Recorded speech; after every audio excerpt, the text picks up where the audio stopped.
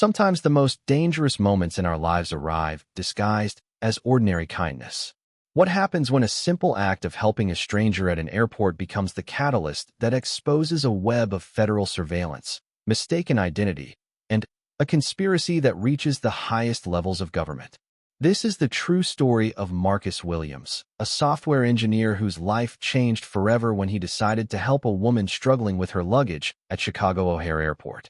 He had no idea that she was FBI agent Sarah Chun, and she had no idea that the man she'd been tracking for months was standing right in front of her, offering to carry her bags.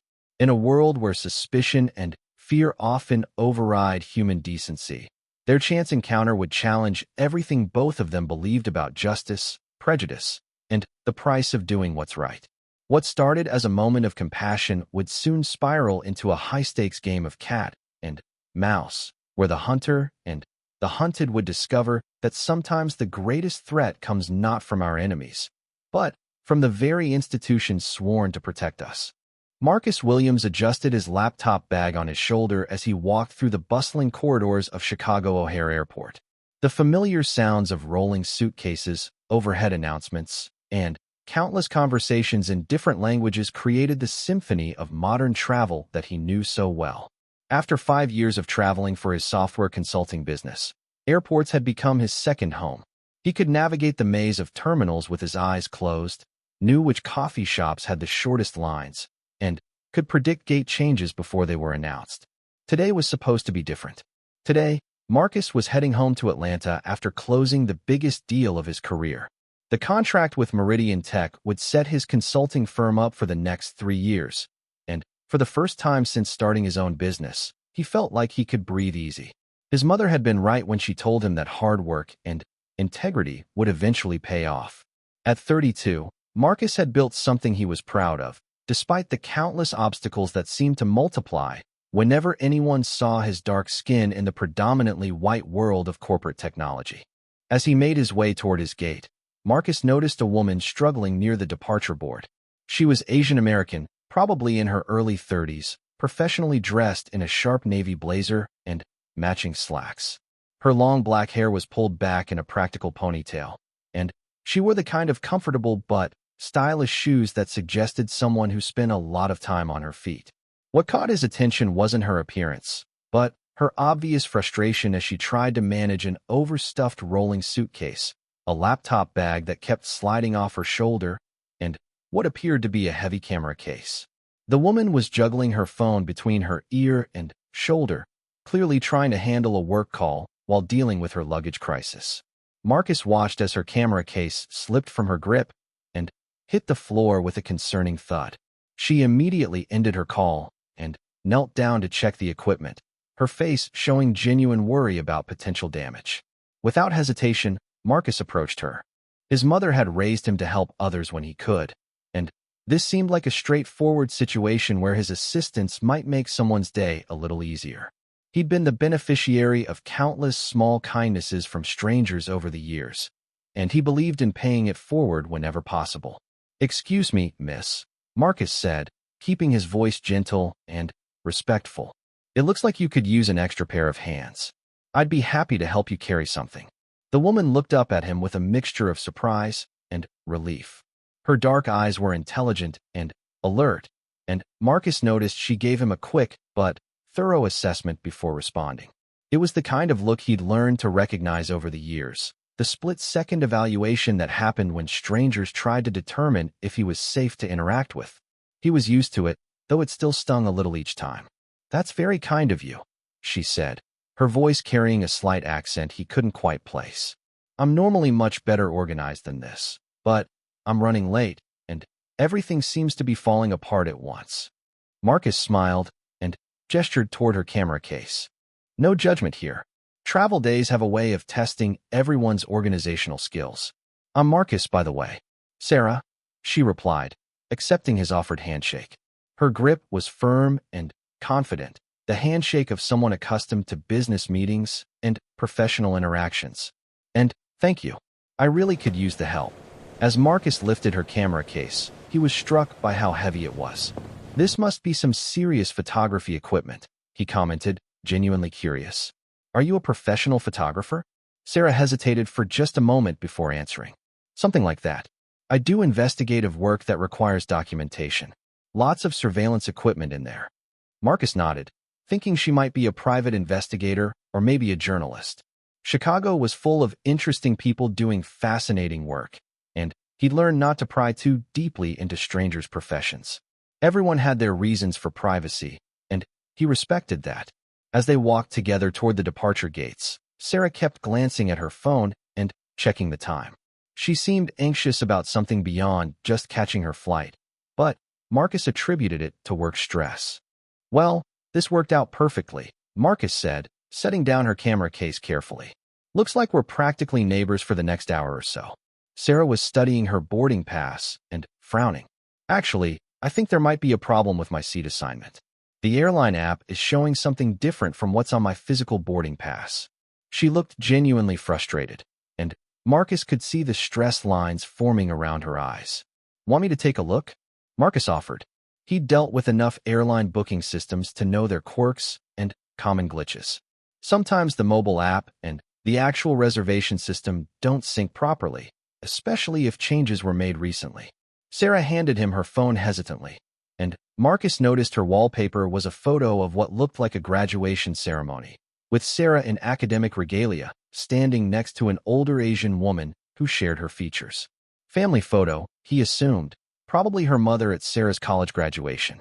Marcus quickly identified the problem. It looks like your seat was changed when they switched aircraft types, but the app didn't update properly. The gate agent should be able to fix this pretty easily. You'll want to talk to them before boarding starts. Thank you, Sarah said, taking her phone back. You seem to know your way around airline systems pretty well. Unfortunately, yes, Marcus replied with a wry smile. When you travel as much as I do, you learn to navigate all the ways things can go wrong. Last month, I had a connecting flight in Denver that got canceled due to weather, and I ended up sleeping in the airport for 2 nights before they could get me rebooked. Now I always travel with a phone charger, comfortable clothes, and low expectations. Sarah was about to respond when her phone buzzed with what appeared to be an urgent message.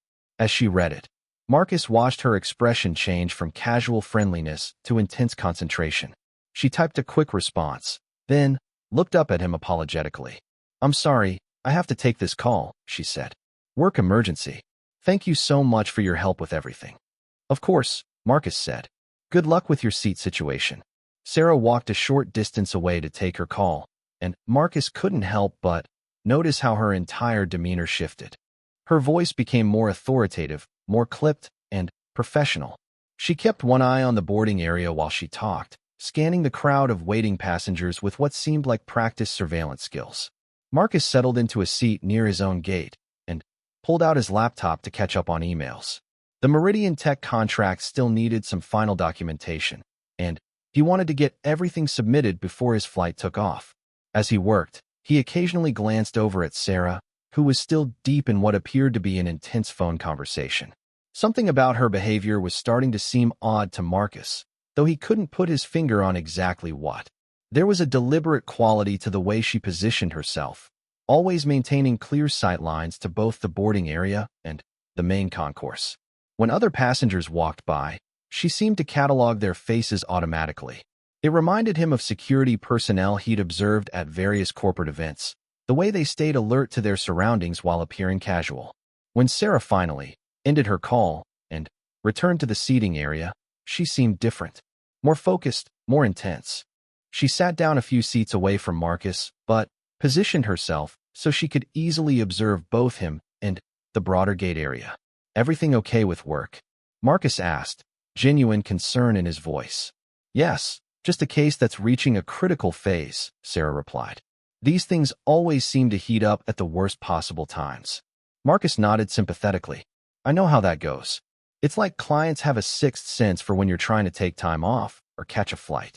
Sarah's phone buzzed again with another message, and, as she read it, Marcus saw something that made him pause. For just a moment, her screen was angled in a way that he could see part of the message, and what he glimpsed didn't look like typical work correspondence. There were official-looking codes and abbreviations that seemed more formal, more governmental than business communications. Before Marcus could process this observation fully, the gate agent announced that boarding would begin in 15 minutes. Sarah immediately stood up and went to resolve her seat assignment issue, and Marcus watched her interact with the airline staff with a kind of quiet authority that suggested she was accustomed to getting results quickly. When she returned with a new boarding pass, she seemed satisfied but still maintained that alert, watchful quality that Marcus was finding increasingly intriguing. He was naturally curious about people and their stories, and Sarah was proving to be more complex than their initial interaction had suggested. "All fixed?" Marcus asked. "Yes, thank you again for catching that," Sarah said. "I would have been stuck in a middle seat between two very large passengers if you hadn't helped me figure out the problem." As they continued to wait for boarding to begin, Marcus found himself wondering about Sarah's story. Her professional demeanor, her heavy surveillance equipment, her authoritative phone conversations, and the official-looking messages on her phone were starting to paint a picture of someone involved in law enforcement or federal work. The thought crossed his mind that she might be FBI or another federal agency, but he dismissed it as an overactive imagination. Federal agents probably didn't struggle with airline booking systems like everyone else, and they certainly didn't need help from random strangers in airports. More likely, she was a private investigator or corporate security consultant, which would explain the equipment and the professional bearing without requiring any dramatic conspiracy theories. When boarding finally began, Marcus and Sarah ended up in line near each other. She was checking her phone constantly, and Marcus noticed that she seemed to be documenting or reporting their location and boarding status to someone. Again, he attributed this to thorough work habits rather than anything more significant. As they approached the boarding gate, Sarah turned to him one final time. "Marcus, thank you for everything today. You really saved me from a travel disaster, and I appreciate your kindness." "It was my pleasure," Marcus replied sincerely. "I hope whatever case you're working on goes well." Sarah paused at that comment, giving him another one of those penetrating looks. "What makes you think I'm working on a case?" Marcus realized he might have overstepped. "I'm sorry, I didn't mean to pry. You mentioned investigative work and surveillance equipment, and you've been getting what look like urgent work messages. I just assumed you were some kind of investigator or security consultant."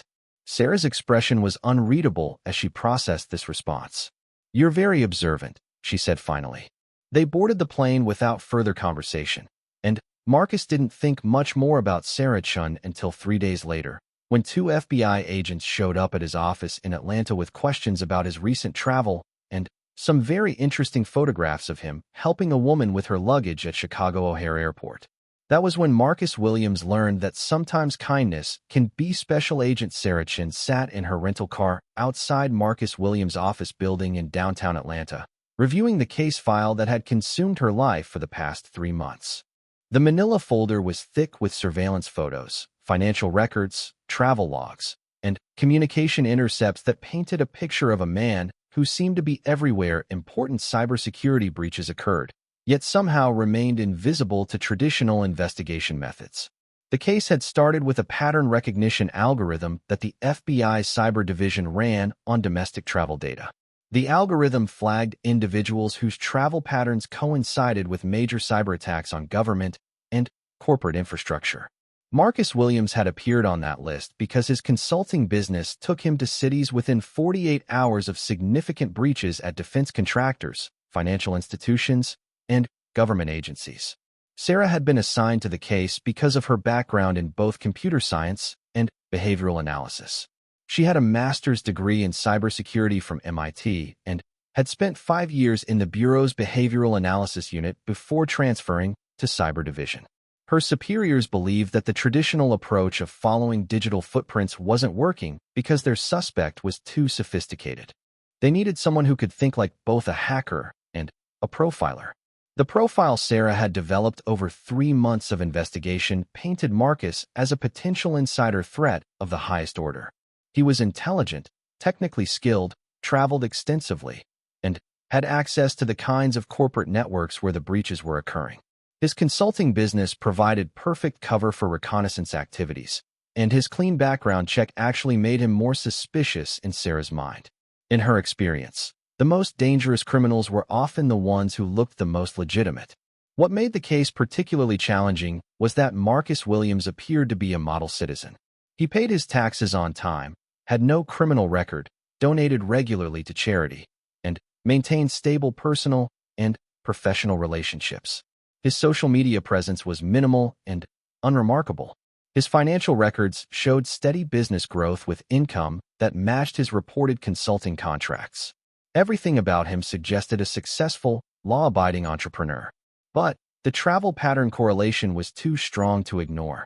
In the past 18 months, Marcus had been within a 50-mile radius of 7 major cyber attacks within 72 hours of their occurrence.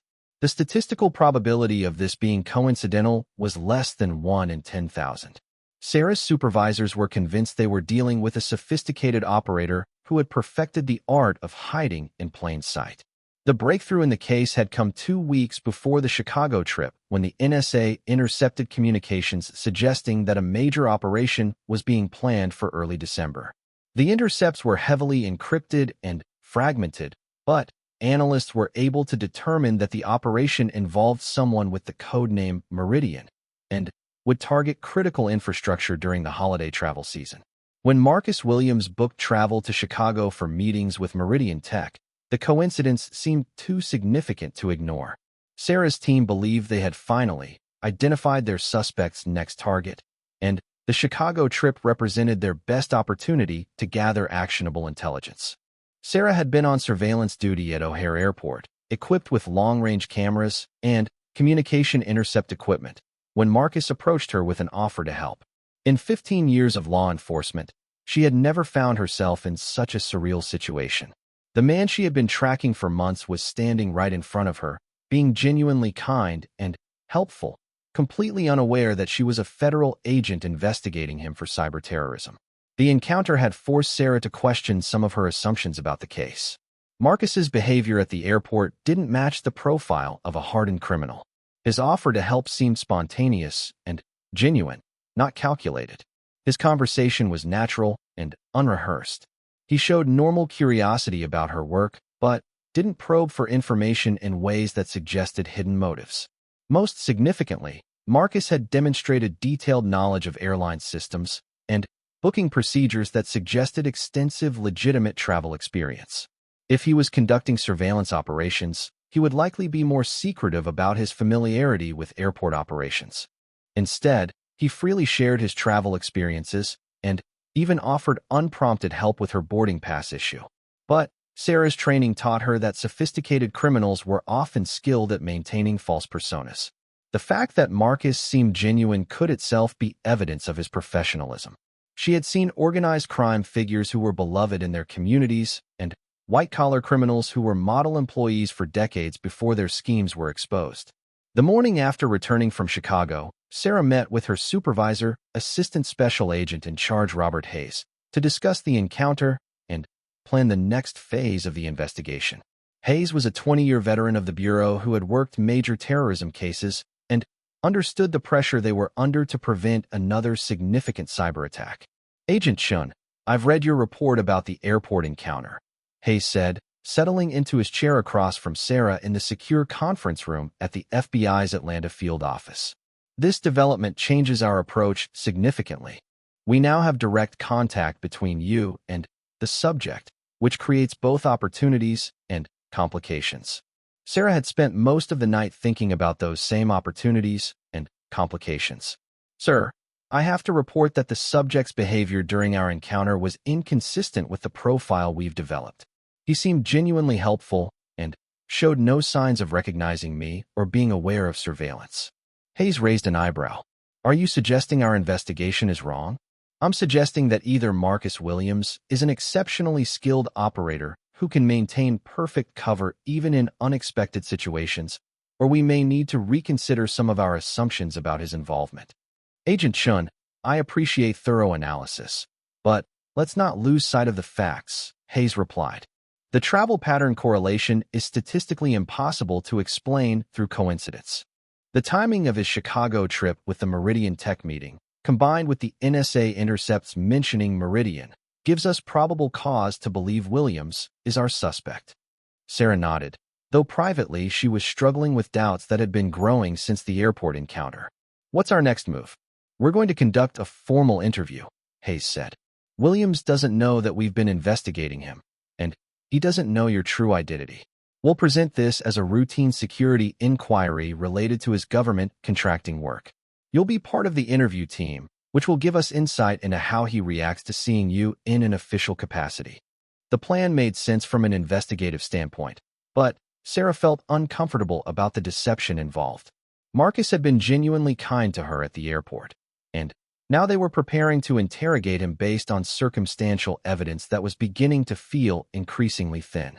2 days later, Sarah found herself sitting in the reception area of Williams Consulting, waiting for Marcus to finish a client call so they could conduct the interview. The office was small but well-organized, with modern equipment and professional furnishings that suggested a successful business. The walls displayed Marcus's computer science degree from Georgia Tech, various professional certifications, and photographs of him speaking at technology conferences. The receptionist, a cheerful woman in her 50s, had explained that Marcus was the kind of boss who remembered birthdays, stayed late to help employees with difficult projects, and had never missed payroll even during the lean early years of the business. She clearly respected and liked him, which added another layer to Sarah's growing uncertainty about the case. When Marcus emerged from his office to greet the FBI agents, Sarah watched his face carefully for any sign of recognition or alarm.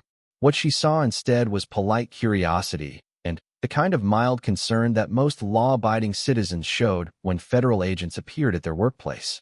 "Mr. Williams, I'm Special Agent Hayes, and this is Special Agent Chun," Hayes said, showing his credentials. "We'd like to speak with you about some routine security matters related to your consulting work."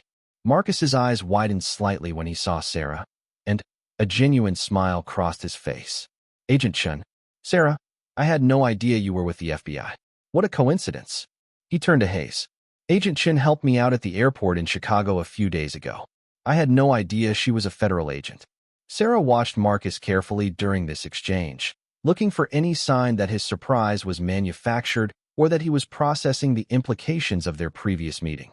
What she saw instead was the natural reaction of someone encountering a helpful stranger in an unexpected professional context. "Small world," Hayes replied neutrally. "Mr. Williams, is there somewhere private we can talk?" Marcus led them to a conference room and offered coffee, displaying the kind of cooperative attitude that suggested he had nothing to hide. As they settled into chairs around the conference table, Sarah found herself hoping that the interview would somehow clear up the inconsistencies in the case rather than deepening them. "Mr. Williams, we're here to discuss your travel patterns and client relationships as part of a routine security review," Hayes began. "As you know, companies that work with government agencies are subject to periodic security assessments." Marcus nodded. "Of course. I hold a security clearance for some of my government work, and I understand the need for these reviews. What specifically would you like to know?" Hayes pulled out a folder containing Marcus's travel records. "We've noticed that your business travel has taken you to several cities where significant cybersecurity incidents have occurred. We'd like you to walk us through your activities during these trips." Sarah watched as Marcus examined the travel records, and she could see him processing the implications of the question. His expression shifted from cooperative curiosity to concerned realization that this wasn't a routine security review. "I'm sorry, are you suggesting that my travel is somehow connected to cyber attacks?" Marcus asked, his voice remaining calm but taking on a more careful tone. "We're not suggesting anything," Hayes replied. "We're simply trying to understand the correlation between your travel and these incidents. Can you explain your business in Chicago last week?" Marcus's answer was detailed and consistent with the intelligence they had gathered independently.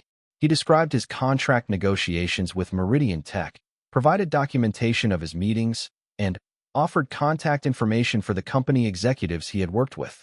His explanation matched the cover story they had assumed he was using, but his willingness to provide verification suggested genuine transparency. As the interview continued, Sarah found herself in the uncomfortable position of questioning someone she was increasingly convinced was innocent while maintaining her professional cover. Marcus answered every question directly and provided documentation for his activities. He seemed genuinely puzzled by the investigation, but remained cooperative throughout the process. The turning point came when Hayes asked about Marcus's technical expertise and access to the kinds of systems that had been attacked. Marcus's response revealed a level of detailed knowledge about cybersecurity that was impressive, but also concerning from an investigative standpoint. Agent Hayes, I think I understand what this is about, Marcus said after discussing his technical background. You think I'm involved in cyber attacks because I travel to cities where they occur, and I have the technical skills to carry them out. Hayes remained noncommittal. We're just gathering information, Mr. Williams. With respect, Agent Hayes, I've been doing this kind of work for 8 years, and I understand pattern analysis, Marcus replied. The correlation you've identified is troubling, and I can see why it would raise flags. But I think you're missing something important. Sarah leaned forward, curious about where Marcus was going with this line of reasoning. The reason my travel correlates with cyber attacks isn't because I'm conducting them, Marcus continued. It's because my consulting business specializes in helping companies respond to and recover from cyber attacks. When a major breach occurs, companies in that region often hire consultants like me to assess their vulnerabilities and strengthen their defenses. The explanation was logical and fitted the pattern they had observed, but from a completely different angle than they had considered. Instead of Marcus traveling to conduct attacks, he was traveling to help companies protect themselves from future attacks. Hayes and Sarah exchanged glances across the table. This alternative explanation for the travel patterns would require a complete reassessment of their investigation, but it made sense in a way that their original theory had never quite achieved. Mr. Williams, can you provide documentation of these consulting contracts? Hayes asked. Absolutely, Marcus replied, pulling out his laptop. Most of my contracts include confidentiality agreements, but I can provide general information about the nature of the work and contact information for the clients. You should be able to verify everything independently. As Marcus pulled up his business records, Sarah realized that they might have been chasing the wrong suspect for 3 months. The evidence that had seemed so compelling from one perspective looked entirely different when viewed through the lens of Marcus's explanation. But even as she acknowledged the possibility that they had been wrong about Marcus, Sarah couldn't shake the feeling that the real threat was still out there. If Marcus Williams wasn't their cyber terrorist, then someone was conducting sophisticated attacks on American infrastructure, and the FBI was no closer to identifying them than they had been 3 months ago.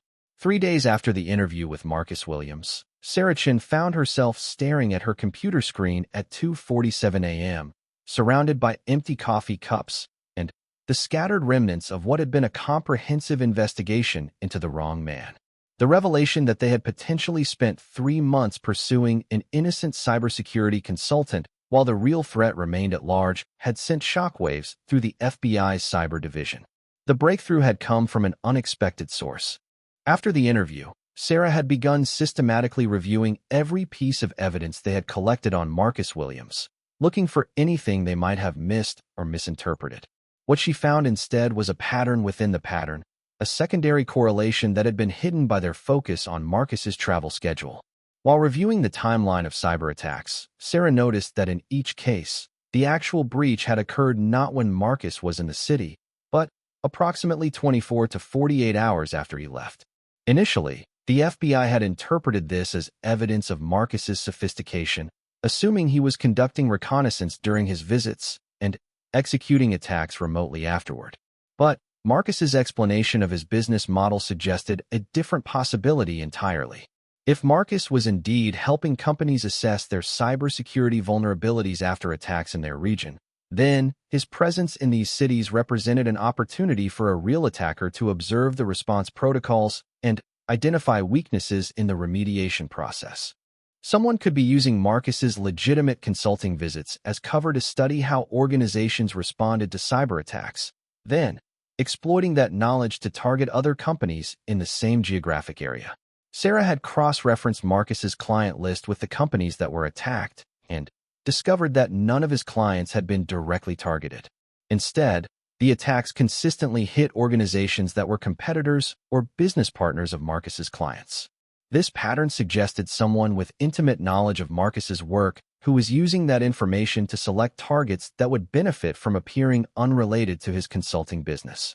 The revelation that they were dealing with someone inside the cybersecurity community was both troubling and illuminating. It explained the sophisticated nature of the attacks, the apparent insider knowledge of corporate vulnerabilities, and the ability to stay ahead of FBI countermeasures. Their real suspect wasn't just technically skilled. They had access to the same resources and information that the FBI was using to investigate cybercrimes.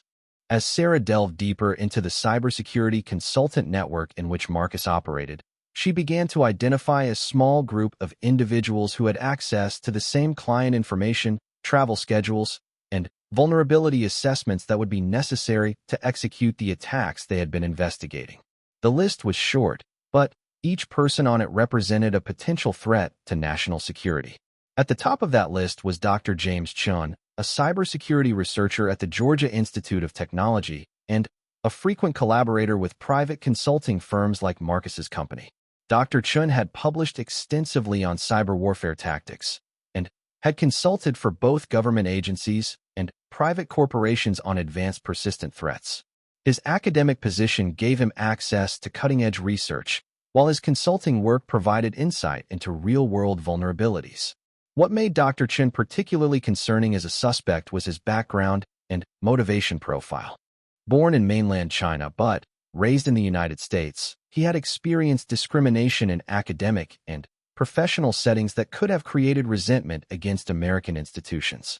His research focused on the kinds of attacks that the FBI had been investigating, and his travel schedule as a conference speaker and consultant overlapped with several of the breach locations.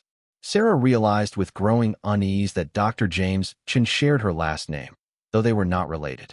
In the close-knit world of federal law enforcement, having the same surname as a potential cyber-terrorist suspect would complicate her ability to investigate the case objectively. She would need to disclose the potential conflict of interest to her supervisor and likely recuse herself from direct investigative activities. The irony of the situation wasn't lost on her. After spending 3 months investigating an innocent man based on circumstantial evidence, she now found herself personally connected to what appeared to be a much more credible suspect. The case that had already challenged her assumptions about profiling and investigation was about to become even more complex.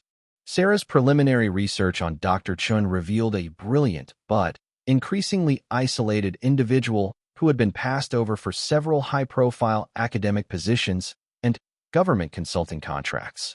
His most recent published papers showed a growing focus on the vulnerabilities of American critical infrastructure and the potential for coordinated cyber attacks to cause physical damage and economic disruption. More concerning was Dr. Chin's apparent knowledge of Marcus Williams' business operations. Sarah found evidence of professional interactions between the two men dating back several years, including joint conference presentations and collaborative research projects. Dr. Chun would have had access to Marcus's client list, travel schedule, and detailed knowledge of the vulnerabilities that Marcus was helping companies address. As dawn broke over the FBI field office, Sarah compiled her findings into a preliminary report that would fundamentally redirect their investigation. The evidence against Dr. Chun was still circumstantial, but it was far more compelling than what they had developed against Marcus Williams. More importantly, it suggested a timeline of escalating attacks that could culminate in something much more serious than the financial and data breaches they had been tracking. Sarah's analysis of Dr. Chin's research papers revealed a concerning progression in his thinking about cyber warfare tactics.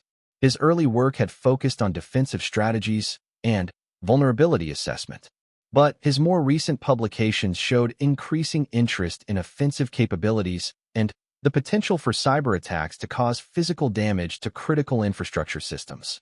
The most troubling publication was a paper Dr. Chun had presented just 6 months earlier at an international cybersecurity conference titled Cascading Failures in Interconnected Systems: How Cyber Attacks Can Trigger Physical Infrastructure Collapse.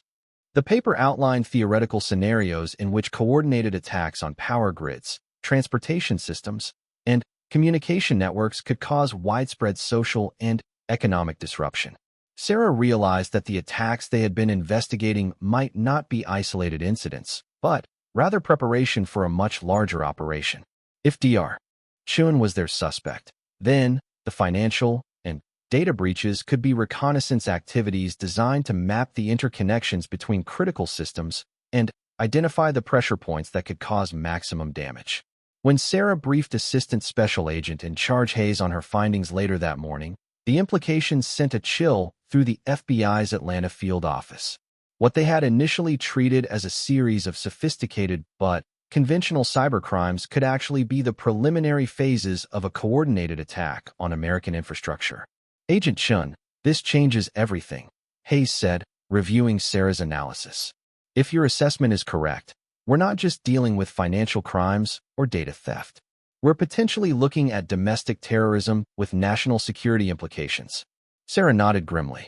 Sir, I believe we need to immediately shift resources to investigating Dr. Chun while maintaining surveillance on the infrastructure targets identified in his research. We also need to consider whether Marcus Williams could be in danger. Hayes looked up sharply. Danger? How so? If Dr. Chun has been using Marcus's consulting business as cover for reconnaissance activities, then Marcus represents a potential liability, Sarah explained. He could be eliminated to prevent his testimony from exposing the connection between the attacks and the cybersecurity consulting community. The realization that they might have put an innocent man at risk by focusing their investigation on him added urgency to their need to shift surveillance resources. Sarah knew that Marcus Williams was going about his normal business activities, unaware that his life might be in danger from the real perpetrator of the crimes he had been suspected of committing. Hayes authorized immediate protective surveillance for Marcus, while Sarah assembled an investigative team to begin formal investigation of Dr. Chun. The parallel operations would be complex to coordinate, but the potential for a major terrorist attack required them to pursue every angle simultaneously.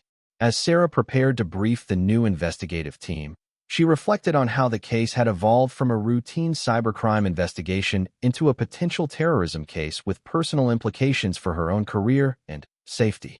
The fact that she shared a surname with their new prime suspect would require careful handling to maintain the integrity of the investigation. The next phase of the investigation would require sophisticated surveillance techniques to monitor Dr. Chun's activities without alerting him to their scrutiny. Unlike Marcus Williams, who had been an unwitting subject conducting normal business activities, Dr. Chun was potentially a trained intelligence operative who would be alert to surveillance and capable of taking countermeasures. Sarah's team would need to use electronic surveillance, financial monitoring, and behavioral analysis to build a case against Dr. Chun while preventing him from executing whatever larger plan the preliminary attacks had been preparing for. The stakes had escalated from preventing financial crimes to potentially preventing a terrorist attack that could affect millions of Americans. As she began reviewing Dr. Chun's academic and professional background in detail, Sarah discovered connections that made her even more certain they were on the right track. Dr. Chun had been a graduate student advisor for several international students who had later returned to countries with adversarial relationships with the United States. His research funding had come from sources that included foreign technology companies with suspected ties to intelligence services. Most significantly, Sarah found evidence that Dr. Chun had been in contact with Marcus Williams just days before several of the attacks, ostensibly for legitimate professional collaboration, but potentially to gather intelligence about Marcus's client activities and travel schedule. The pattern painted a picture of a sophisticated operative who had been conducting a long-term intelligence operation while maintaining perfect cover as a respected academic and cybersecurity expert. The attacks they had been investigating were not the work of a lone hacker, but rather a carefully planned operation that had been years in the making. Sarah realized that they were racing against a timeline they didn't fully understand. Dr.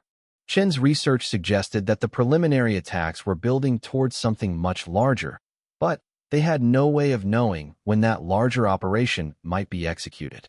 Every day they spent building a case against him was potentially a day closer to a catastrophic attack on American infrastructure. The investigation had become a high-stakes game of intelligence and counterintelligence, with the security of critical American infrastructure hanging in the balance. And at the center of it all was Marcus Williams, an innocent man whose life had become entangled with a domestic terrorism investigation through nothing more than bad timing and professional coincidence. Sarah knew that the next phase of the investigation would test if the surveillance operation against Dr. James Chun required a level of sophistication that pushed the FBI's Atlanta field office to its operational limits. Unlike their investigation of Marcus Williams, which had relied primarily on travel pattern analysis and financial monitoring, investigating Dr. Chun demanded real-time intelligence gathering on a subject who possessed advanced knowledge of law enforcement techniques and counter-surveillance methods. Sarah Chun had been forced to recuse herself from direct operational involvement due to the shared surname with their suspect, but she remained on the case as a consultant and analyst. The decision frustrated her professionally, but she understood the necessity of maintaining investigative integrity. Instead, she found herself working with Special Agent David Martinez, a veteran investigator from the Bureau's Domestic Terrorism Division who had been brought in to lead the operation.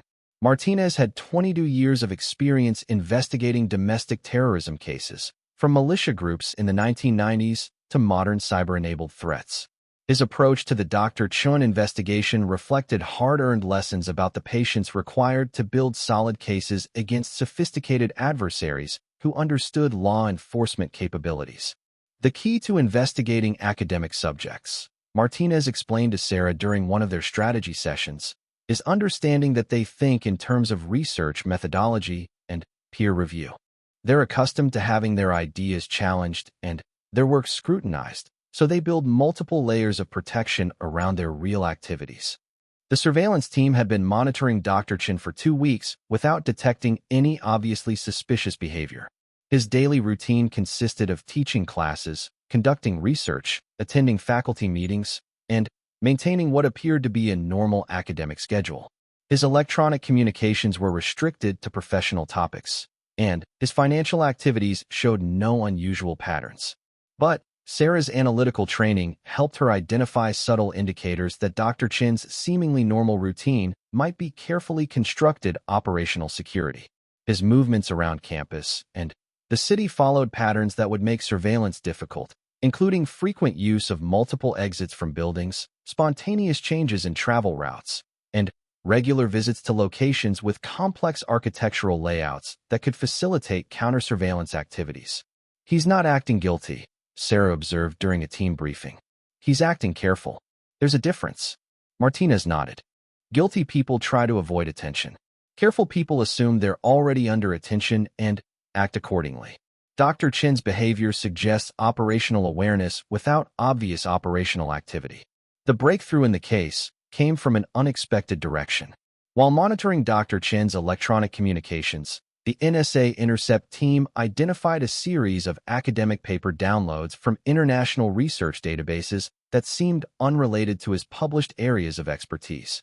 Dr. Chun had been accessing research on industrial control systems, power grid management protocols, and transportation infrastructure vulnerabilities.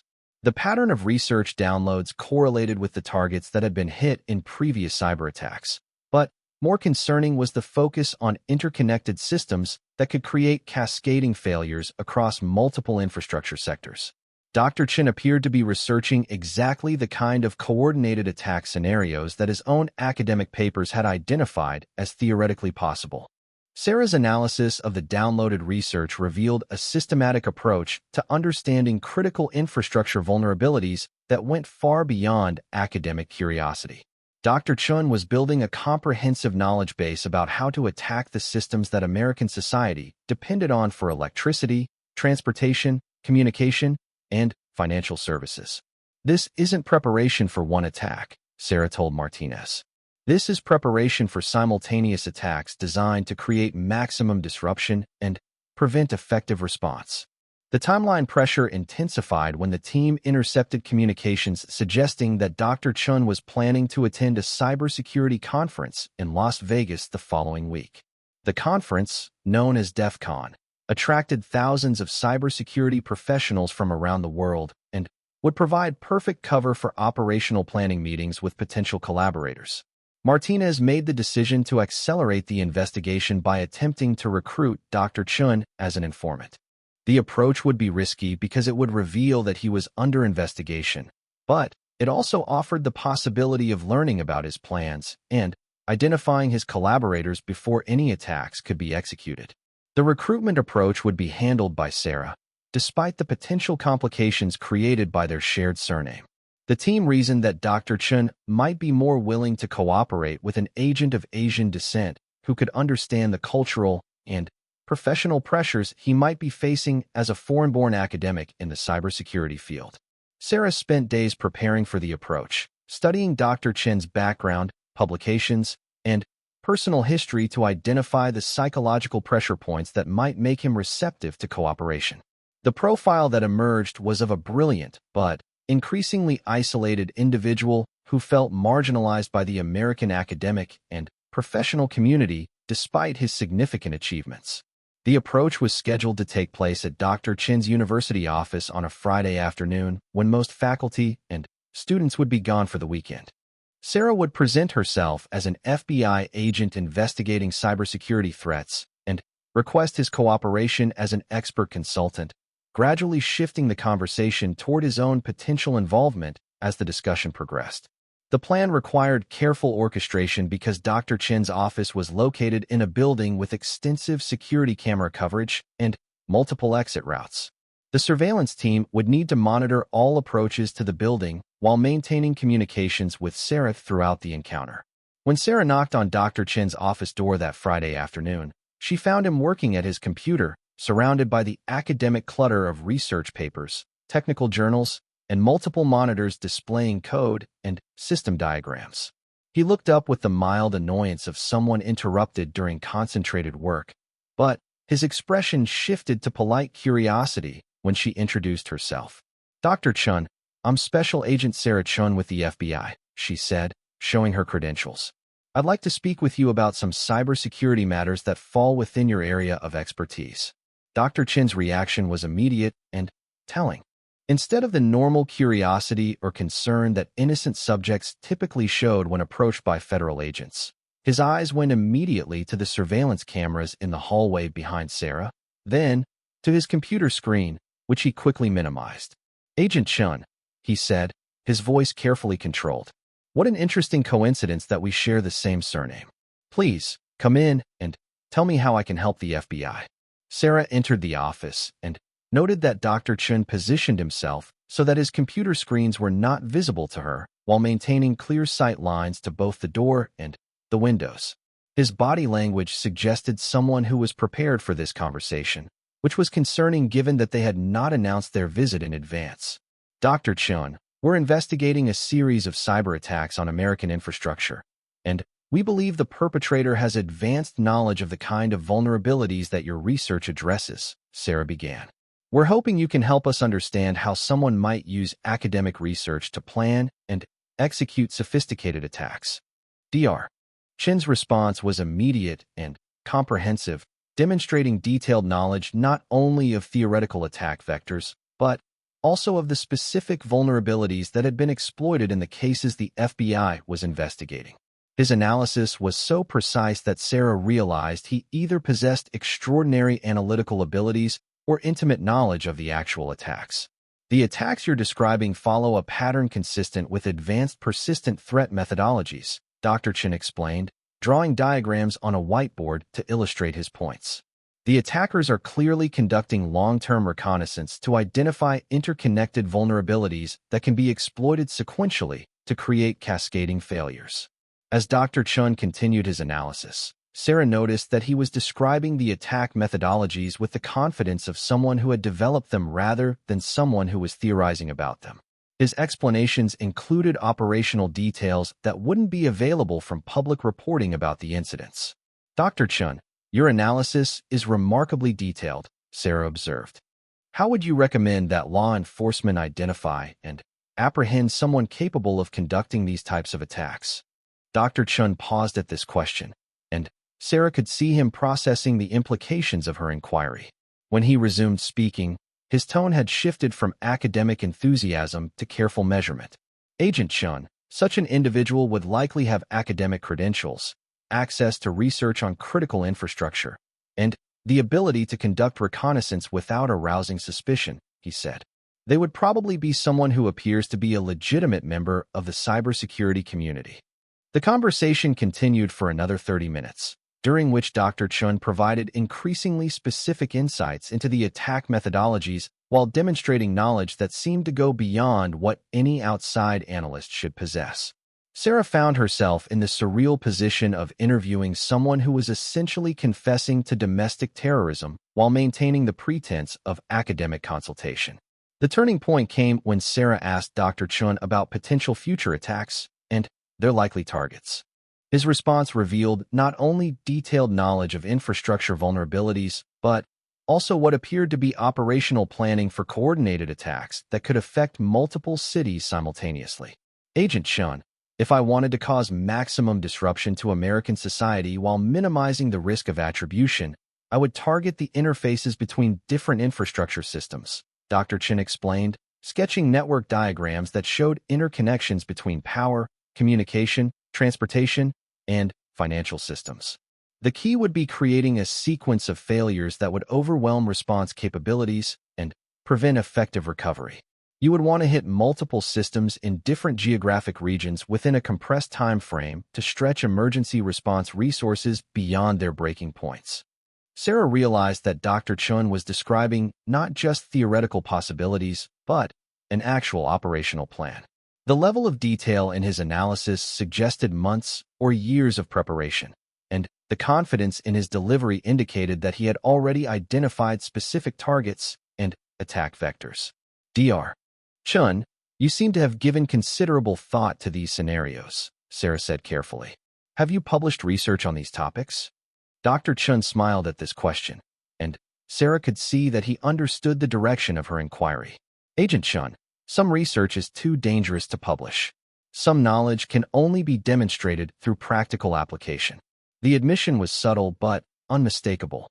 Dr. Chun had just acknowledged that he possessed operational knowledge that he had not shared through academic channels, strongly suggesting that he had acquired it through actual attack planning or execution. Sarah knew that she had reached the critical moment in the interview where she would need to decide whether to continue the recruitment approach or shift to direct confrontation. Dr. Chin's responses suggested that he was aware of being investigated and was potentially using the conversation to gather intelligence about the FBI's knowledge of his activities. Dr. Chun, I think we need to have a more direct conversation, Sarah said. The FBI has evidence linking you to the cyber attacks we've been discussing, and I'm here to offer you an opportunity to cooperate with our investigation. Dr. Chin's reaction was immediate and decisive. He stood up from his chair and moved toward his computer, where Sarah could see him accessing what appeared to be a secure communication system. Agent Chun, I think our conversation is over, he said, his voice now carrying a tone of authority that hadn't been present earlier. I appreciate your visit, but I have work to complete. Sarah realized that Dr. Chun was preparing to execute some kind of emergency protocol that would likely involve destroying evidence or communicating with collaborators about the FBI's investigation. She activated the emergency signal that would bring the surveillance team into the building while attempting to keep Dr. Chun talking. Dr. Chun, leaving now would only confirm our suspicions. The arrest of Dr. James Chun unraveled a conspiracy that reached far deeper into American infrastructure and government than anyone at the FBI had anticipated. What began as an investigation into cyber attacks on individual companies evolved into the exposure of a coordinated espionage operation that had been active for nearly a decade. In the weeks following Dr. Chin's arrest, forensic analysis of his computers and communications revealed a sophisticated network of operatives embedded throughout the American cybersecurity community. The network included academics, government contractors, and private sector consultants who had been systematically gathering intelligence on critical infrastructure vulnerabilities while maintaining perfect cover as legitimate professionals. Sarah Chun found herself at the center of the expanded investigation, her expertise in both cybersecurity and behavioral analysis making her invaluable for understanding how the network operated and identifying additional members. The irony that she shared a surname with the conspiracy's apparent leader was noted by everyone involved, but her professionalism and analytical skills ensured that the coincidence didn't affect her role in the investigation. The most shocking revelation came when investigators discovered that Marcus Williams had been unknowingly providing intelligence to the network for over 2 years. His legitimate consulting business had made him an ideal unwitting asset, as his work helping companies respond to cyber attacks gave him access to detailed information about infrastructure vulnerabilities and security response protocols. Dr. Chun had been receiving reports on Marcus's consulting activities through a network member who worked at one of the cybersecurity conferences where Marcus regularly presented his research.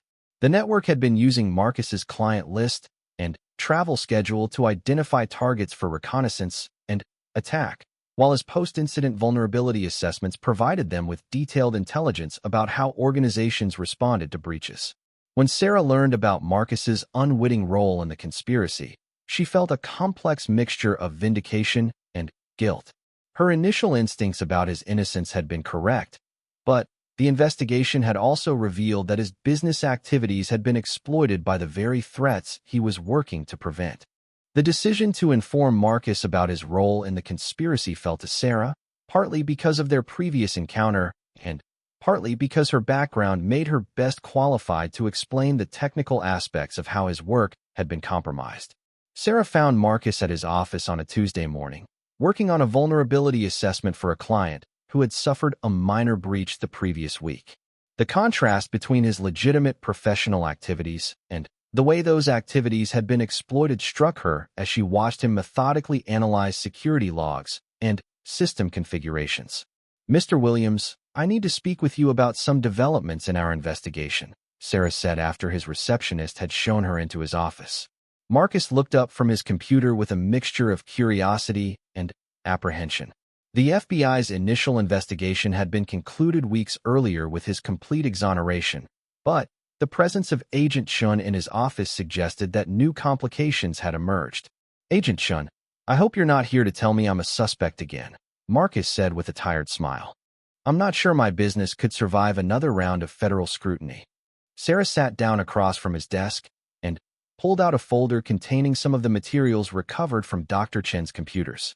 "Mr. Williams, you're not a suspect, but I need to inform you that your business activities have been monitored and exploited by the conspiracy we've been investigating." Marcus's expression shifted from mild concern to serious attention. "Monitored how? And by whom?" Sarah spent the next hour explaining how Dr. Chen's network had been using Marcus's consulting business as an intelligence source, tracking his client activities and using his vulnerability assessments to plan attacks on related organizations. She showed him communications between network members that discussed his travel schedule, client relationships, and technical findings. "They were using me as an unwitting intelligence asset," Marcus said, his voice reflecting a mixture of anger and professional fascination with the sophisticated nature of the operation. "My legitimate work was providing them with targeting intelligence and operational planning data." Sarah nodded. "Your consulting business gave them perfect cover for reconnaissance activities. When you visited a city to help companies respond to cyber attacks, they could conduct surveillance and intelligence gathering operations without attracting attention because your presence provided a legitimate explanation for increased cybersecurity activity in the area." Marcus studied the documents Sarah had shown him, his analytical mind processing the implications of how his work had been exploited. "Agent Chun, this means that some of the companies I was trying to help may have been put at additional risk because of my involvement." "That's correct," Sarah confirmed. "But it also means that your cooperation will be essential for identifying all the companies and systems that may have been compromised. We need your expertise to understand what information the network obtained and how they might use it for future operations." The revelation that he had been an unwitting participant in an espionage conspiracy hit Marcus harder than the original suspicion that he was a criminal. The knowledge that his efforts to help companies improve their security had been turned against them created a personal sense of responsibility that went beyond any legal culpability. "What do you need me to do?" Marcus asked. Sarah explained that the FBI wanted Marcus to continue his consulting business under their supervision, using his client relationships and industry contacts to identify other potential network members and monitor for signs of ongoing operations. The work would be dangerous because it would put him in direct contact with individuals who might recognize him as a threat to their continued operations. "Mr. Williams, I want you to understand that this assignment carries significant personal risk Sarah said. The network we're investigating has demonstrated sophisticated operational capabilities, and they have strong motivation to prevent exposure of their remaining assets. Marcus considered the proposal for several minutes before responding. Agent Chun, these people used my business and my reputation to harm the companies I was trying to protect. They turned my professional relationships into weapons against American infrastructure. If I can help you stop them, then I want to be involved. The decision to recruit Marcus as a cooperating witness and undercover asset required approval from FBI headquarters and coordination with multiple federal agencies. The network's scope had expanded beyond traditional cybercrime into areas that involved national security and counterintelligence operations. Over the following months, Marcus worked under FBI supervision to identify network members and gather intelligence about ongoing operations. His consulting business provided perfect cover for the investigation, as his legitimate activities gave him access to the cybersecurity community where the network operated. The work was psychologically demanding for Marcus, as he had to maintain normal professional relationships with colleagues while constantly evaluating whether they might be involved in espionage activities. Every conference, every client meeting, and every professional interaction carried the potential for gathering crucial intelligence or exposing him to danger from network members who might recognize his role in the investigation. Sarah served as Marcus's primary FBI contact, coordinating his activities and analyzing the intelligence he gathered. Their working relationship evolved from the formal interaction between federal agent and cooperating witness into a partnership built on mutual respect and shared commitment to protecting American infrastructure. The investigation reached its climax 6 months later when Marcus's undercover work identified a planned coordinated attack on power grids in 3 major cities. The network had been preparing to execute the kind of cascading infrastructure failure that Dr. Chun had described during his academic presentations, using the intelligence they had gathered over years of operations. The attack was prevented through coordinated law enforcement operations that resulted in the arrest of 15 network members across multiple states. The conspiracy had included individuals in universities, government contractors, private cybersecurity firms, and critical infrastructure companies who had been providing intelligence to foreign adversaries for nearly a decade. Marcus's role in preventing the attacks earned him recognition from the FBI and the Department of Homeland Security, but the experience fundamentally changed his perspective on cybersecurity work.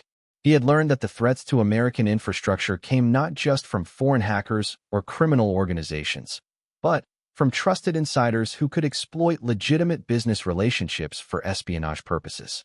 In the year following the network's exposure, Marcus expanded his consulting business to include counterintelligence services for companies concerned about insider threats. His experience as both an unwitting target and an undercover asset gave him unique insights into how legitimate business activities could be exploited by hostile actors. Sarah continued working cyberterrorism cases for the FBI, but the investigation had taught her important lessons about the limitations of traditional profiling and investigation methods when dealing with sophisticated adversaries. The case had begun with algorithmic analysis that identified suspicious travel patterns, but the real breakthrough had come from human intelligence and the willingness of ordinary citizens like Marcus to accept personal risk for the greater good. The airport encounter that had started everything remained vivid in both their memories as an example of how small acts of kindness could have unexpected consequences. Marcus's decision to help a stranger with her luggage had ultimately led to his involvement in one of the most significant counterintelligence operations in recent FBI history. During the trial of Dr. Chun and his network members, Marcus testified about how his business had been exploited and how he had worked undercover to gather evidence against the conspiracy. His testimony was crucial for establishing the scope of the network's operations and the potential damage that had been prevented. Dr. Chun was sentenced to life in prison for espionage and terrorism charges, while other network members received sentences ranging from 10 to 30 years, depending on their level of involvement. The case established important precedents for prosecuting insider threats and investigating conspiracies that exploited legitimate business activities for intelligence gathering. Sarah and Marcus maintained a professional relationship after the investigation concluded, occasionally working together on cybersecurity cases that required both law enforcement expertise and private sector knowledge. Their collaboration had proven that effective counterintelligence often required partnerships between federal agents and citizens who were willing to put their personal interests aside for national security concerns. The case also highlighted the importance of distinguishing between correlation and causation in intelligence analysis. The FBI's initial focus on Marcus's travel patterns had identified a real security threat, but understanding the true nature of that threat required looking beyond algorithmic analysis to human motivations and relationships. Years later, when Sarah reflected on the investigation, she recognized that the airport encounter with Marcus had been more than just a coincidence that led to a successful case. It had been a reminder that in a world increasingly dominated by digital surveillance and algorithmic analysis, human intuition and personal relationships remained essential tools for understanding complex threats. The story of Marcus Williams and Sarah Chun became a case study used in FBI training programs to illustrate the importance of thorough investigation, the dangers of confirmation bias, and the value of human intelligence in cybersecurity cases. But for the individuals involved, it remained a personal reminder that sometimes the most dangerous moments in our lives arrive disguised as ordinary kindness, and that doing the right thing, even when it's risky, is what separates a free society from one controlled by fear and suspicion. Marcus continued his cybersecurity consulting business, now enhanced by his unique experience and FBI training. Sarah advanced within the Bureau's cyber division, eventually leading major investigations into state-sponsored cyber attacks and corporate espionage. Both carried forward the lessons learned from their unexpected partnership, that protecting American infrastructure required not just advanced technology and sophisticated investigation techniques, but also the willingness of ordinary citizens to stand up for what's right, even when the cost is personal and the stakes are higher than anyone initially understood. He said, "If you cooperate with us, we can work together to prevent any attacks you might be planning." Dr. Chin paused in his computer activities and turned to face Sarah with an expression that was completely different from the polite academic demeanor he had maintained throughout most of their conversation. "Agent Chun, the attacks you're investigating are not what you think they are," he said. "They're not the main operation. They're preparation for something much larger that you cannot prevent because you don't understand what you're really dealing with." Sarah felt a chill as she realized that Dr. Chun was revealing the existence of a conspiracy that went far beyond what the FBI had been investigating. The cyber attacks that had consumed months of their attention were merely preliminary operations for a much more serious threat. Skill she had developed as both a cybercrime investigator and a behavioral analyst. They would need to penetrate Dr. Chin's operational security, identify his collaborators and targets, and prevent a potential terrorist attack while gathering the evidence necessary to prosecute him successfully. The case that had begun with algorithm-generated travel patterns had evolved into one of the most complex domestic terrorism investigations of her career, and Sarah was beginning to understand that the airport encounter with Marcus Williams had been the least complicated part of what was about to unfold. The interview ended with Hayes informing Marcus that they might have follow-up questions, and asking him not to discuss the investigation with anyone outside his legal counsel. Marcus agreed to the terms and provided his full cooperation, but as Sarah watched him process the implications of being suspected of cyber terrorism, she could see the impact the investigation would have on his life even if he was ultimately cleared. Walking back to their car after the interview, Hayes turned to Sarah with a grim expression. "Agent Chun, I think we may have been hunting the wrong man. The most dangerous thing in the world, and that the woman he'd helped wasn't just any federal agent. She was the FBI agent who had been tracking him for 3 months, convinced he was involved in a cyber terrorism conspiracy that threatened national security. And their chance encounter at the airport had just made him the Bureau's #1 suspect in a case that would change both their lives forever."